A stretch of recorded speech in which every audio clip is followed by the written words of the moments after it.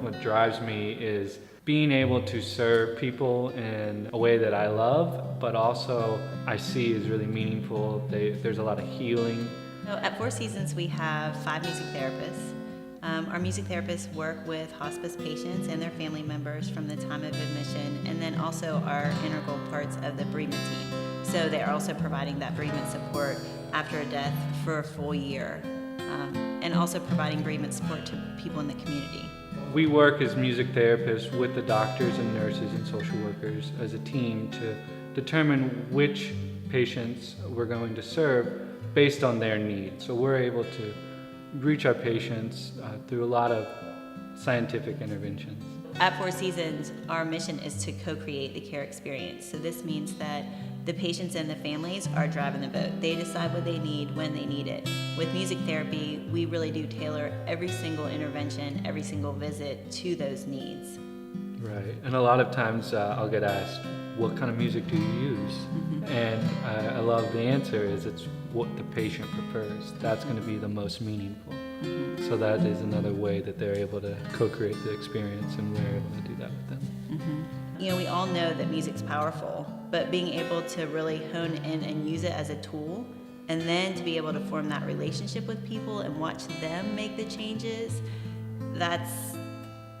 there are no words for that. That is what keeps me going. So I was seeing this older gentleman with advanced dementia for about 3 months, and we had found that the music really helped him to communicate and reconnect with his wife. They'd been married for 76 years. And the very last visit before his death, I showed up to their house and she was just sobbing and crying and just saying, he doesn't know who I am anymore. He doesn't recognize me. And I took a deep breath and I said, okay, well, let's see what we can do. And we sat down beside him and I started playing Love Me Tender, which is one of his favorite songs. Every time I would play it in the past, he would jump in and say, that was great, let's do it again. And he'd just start singing the song.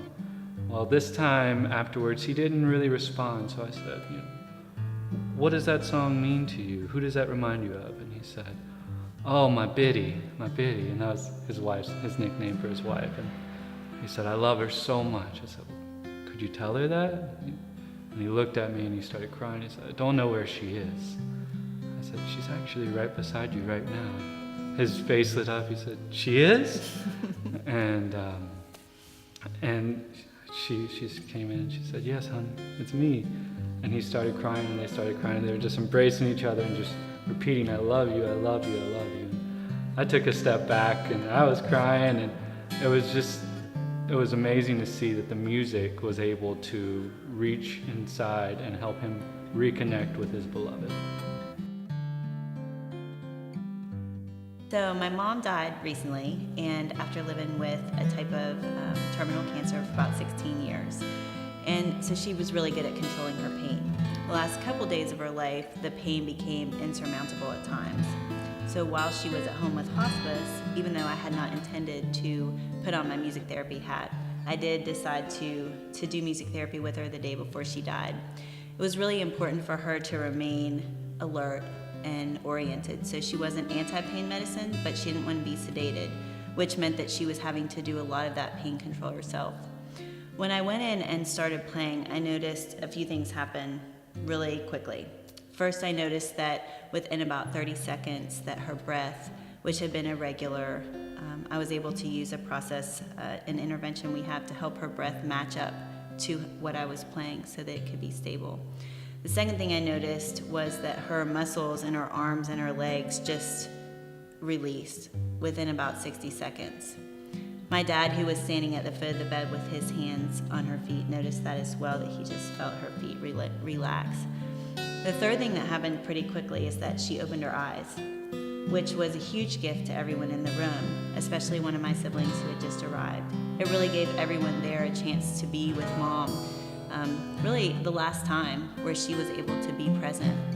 When I asked Dad what that experience meant to him, he said that he didn't remember a single thought that he had. During that time, he hadn't been a physician, he hadn't been a caregiver, he had just been Mom's husband, and that was really priceless.